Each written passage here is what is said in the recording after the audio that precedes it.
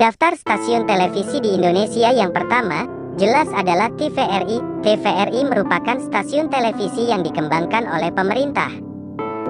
Itu artinya, TVRI merupakan stasiun televisi publik yang tidak memiliki tujuan komersial.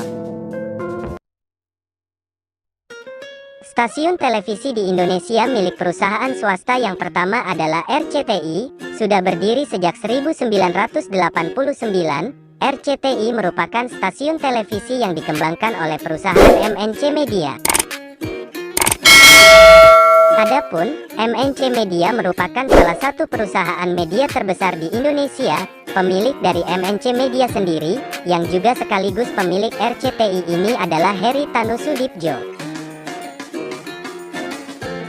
Lewat MNC Media juga, Heri Tanusudibjo mendirikan banyak media, termasuk stasiun televisi RCTI dan 3 stasiun televisi lainnya.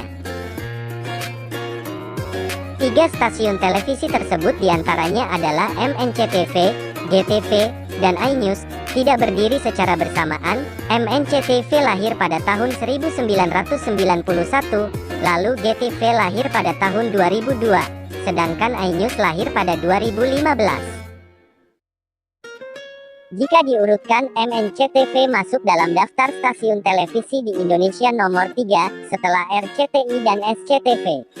Sedangkan GTV adalah stasiun televisi swasta yang berada di urutan ke-8. Dengan bisnis raksasanya ini, Heri Tanusudibjo berhasil menjadi salah satu orang terkaya di Indonesia, dengan memiliki jumlah kekayaan mencapai 15,3 triliun rupiah. Daftar stasiun televisi di Indonesia milik perusahaan swasta, yang selanjutnya adalah SCTV. Adapun SCTV merupakan stasiun televisi yang dikembangkan oleh perusahaan MTEK, Elang Mahkota Teknologi, yang dimiliki oleh Edi Kusnadi Saryaatmaja. Sama seperti MNCTV, MTEK juga memiliki beberapa stasiun televisi lainnya selain SCTV, yakni Indosiar dan O-Channel. Jika diurutkan, Indosiar yang lahir pada 1995, masuk dalam daftar stasiun televisi di Indonesia, milik perusahaan swasta kelima. Sedangkan stasiun televisi O-Channel, yang lahir pada 2005 ini, masuk urutan ke-9, pemilik MTEK pun, juga memiliki total kekayaan yang tak kalah besar, yakni mencapai 1,3 miliar dolar atau sekitar 19 triliun rupiah. Daftar stasiun televisi di Indonesia yang berikutnya adalah ANTV, yang lahir pada 1993 dan menjadi urutan ke-4 sebagai stasiun televisi Indonesia milik perusahaan swasta. ANTV merupakan stasiun televisi yang dikelola oleh perusahaan Bakri Group. Perusahaan raksasa milik Abu Rizal Bakri ini juga memiliki satu stasiun televisi lagi yang didirikan pada 2008 lalu, yakni TV One. Saking besarnya perusahaan Bakri yang menaungi 2 stasiun televisi ini, sehingga membuat Abu Rizal Bakri masuk ke dalam 150 orang terkaya di Indonesia versi Globe Asia 2018. Bagaimana tidak, Abu Rizal Bakri memiliki jumlah kekayaan mencapai 2,05 miliar dolar, atau setara dengan 29 triliun rupiah. Siapa yang tak tahu 2 stasiun televisi milik Chairul Tanjung ini? Ya, Trans TV dan Trans 7 merupakan stasiun televisi di Indonesia yang lahir pada 2001 dan dikelola perusahaan swasta bernama CT Corp. 2 stasiun televisi ini begitu sangat terkenal karena menyajikan program-program fresh, kekinian, dan berjiwa muda. Adapun 2 stasiun televisi swasta ini masuk urutan ke-7. Bahkan, semua pegawainya juga merupakan anak-anak muda berbakat dalam bidang pertelevisian, termasuk Wisnu Tama, pendiri NET, yang merupakan mantan pegawai Trans TV. Untuk soal kekayaan pemilik 2 stasiun televisi ini, tak perlu ditanyakan. Chairul Tanjung, diberitakan majalah Forbes memiliki jumlah kekayaan mencapai 3,6 miliar dolar atau sekitar 52 triliun rupiah.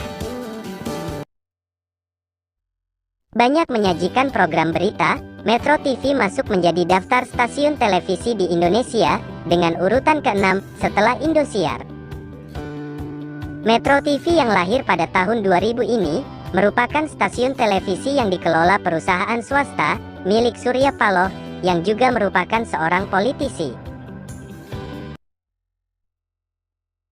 Daftar stasiun televisi di Indonesia yang berikutnya adalah Kompas TV. Lahir pada 2011 lalu, Kompas TV merupakan stasiun televisi milik salah satu orang terkaya di Indonesia, yakni Jakob Utama.